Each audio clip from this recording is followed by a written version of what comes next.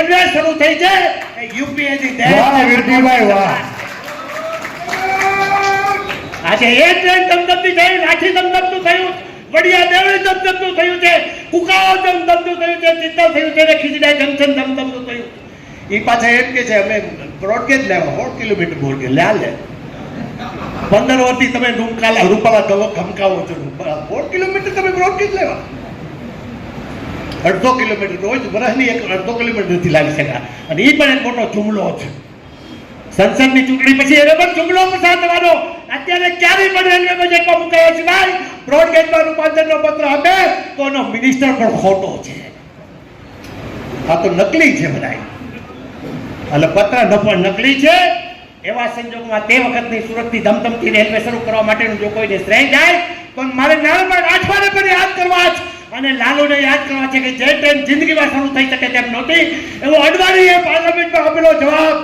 આજે લીલિયા તમે ટ્રેનમાં ઉતરો, પરનાભાઈ અમે ઉતરીએ છીએ, 1000 માણસો લીલિયાના સ્ટેશન ઉપર સવારે ઉતરે છે કે તે વખતની આપણી નક્કી કરેલી ટ્રેનમાં જઈ ગયા છે.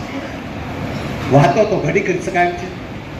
ડોક્ટર જીવરાજ મહેતાનો સપનાનો જિલ્લો, નકલી ઘી નકલી.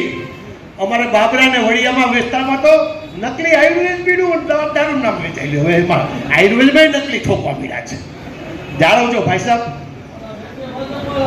આ બધા ભાજપ વાળા, નકલી પોલીસ ભાજપ વાળા છે. એમાં આપણે લીલો મોકલે હો, કલેક્ટર નકલી, રૂપાલાનો પીએ નકલી,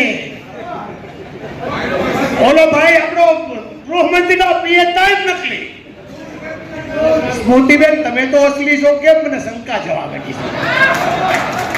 મને લાગે હી નકલી હશે. ટોલ નાખું નકલી લે હાલે જો તો ખરા. અને પછી પહોંચ્યું ભયો અને એ પાછો કે ઉભયા માતકી છે. વાહ કરવા હું એકથી ભાષણમાં ગયો તો, મને મોરબીના કહેતા હતા કે ઉભયા માતાને સ્વર્ગમાંથી જો કોઈ આવ્યો હોય તો અમારો જેરામ વાહજાર્યો 82 કરોડ ખાઈ ગયો. લે નકલી બોલતા. આ બધા નકલીને ઓળખો. કોંગ્રેસ આ વખતે સત્તા સ્થાને આવવાની છે. ગુજરાતને આ વખતે ફરી વખત જાગવાની જરૂર છે. જેને જે લખવું હોય ત્યાં લખી દે. આ વખતે કોંગ્રેસની સરકાર 24માં દિલ્હીમાં બેસવાની છે. એમાં ગુજરાત ફાળો જોડાય. જીતવા માટેની મુશ્કેલી જરૂર હોઈ શકે પણ લડવા માટેની ખવામ આજે આવી ગઈ છે. મારા કાર્યકર્તા મિત્રો, તમે રીતે હું પાછળનું દુઃખ મને આજે જ અમને ખબર નહોતી. આ હોલ ભરાઈ જાય, સિદ્ધાર્થભાઈ ખીજા હે તો બીક લાગતી હતી. બોલું આપણે પાથરામાં ક્યારેક પાથરા હોય ને વરસાદ ત્યાં ને હતુલભાઈ, ત્યારે એ પાથરામાં ક્યારેક પેલું આવી જાય એટલું પછી ખેડૂત બીક લાગે. અમને બીક લાગે છે આમાં 100 છે તો એટલે સિદ્ધાર્થભાઈ નાનો હોલ રાખ્યો. નગર અમરેલીનો આ મોટી નહીં પણ ખેતર પણ મારવા માટે ટૂંકું પડે એ અમારો ટીલો છે. એ આજે થનગની રહ્યો છે. એવી અભ્યર્થના સાથે બેઠો છું. જય હિન્દ, જય કોંગ્રેસ.